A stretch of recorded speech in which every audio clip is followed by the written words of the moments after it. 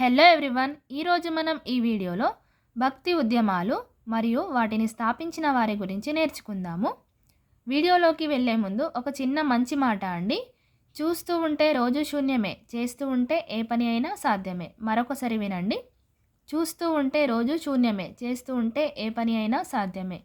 Okay అండి, ఇక్కడ చూడండి. భక్తి ఉద్యమాలు మరియు వాటిని స్థాపించిన వారు, ఇది ఎలా గుర్తుంచుకోవాలి అంటే ఇక్కడ ఒక కోడ్ ఉందండి. కోడ్ వచ్చేసి అవధి సుధా ఎస్ రమావని. అవధి సుధా ఎస్ రమావని. ఇక్కడ అవధి సుధా అనేది బోధన, ఎస్ రమావని అనేది బోధించిన వారి గురించి తెలుపుతుందండి. అది ఎలానో ఇక్కడ చూద్దాము. అవధి సుధాలో ఫస్ట్ లెటర్ వచ్చేసి ఆ. ఆ అంటే ఇక్కడ అద్వైత్వం. ఆ అంటే అద్వైత్వం. నెక్స్ట్ లెటర్ వచ్చేసి వా. వా అంటే విశిష్ట ద్వైత్వం. వా అంటే విశిష్ట ద్వైత్వం. నెక్స్ట్ లెటర్ వచ్చేసి ది. ది అంటే ద్వైత్వం. ది అంటే ద్వైత్వం. నెక్స్ట్ లెటర్ వచ్చేసి షు. షు అంటే ఇక్కడ శుద్ధ ద్వైత్వం. షు అంటే శుద్ధ ద్వైత్వం. నెక్స్ట్ లెటర్ వచ్చేసి ద. ద అంటే ద్వైత్వ ద్వైత్వం. ద అంటే ద్వైత్వ ద్వైత్వం.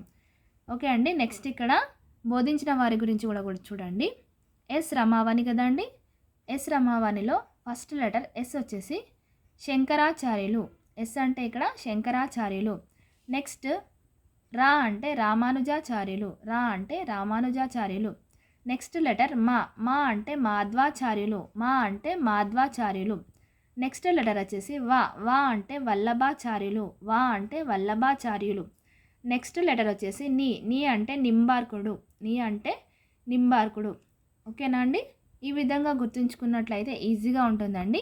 అవధి సుధా ఎస్ రమావని అని గుర్తుంచుకోండి. భక్తి ఉద్యమాలు మరియు వాటిని స్థాపించిన వారి గురించి అండి. అదేవిధంగా ఇంకొక కోడ్ కూడా ఉందండి దీనికి. ఒకసారి అది కూడా చూద్దాము.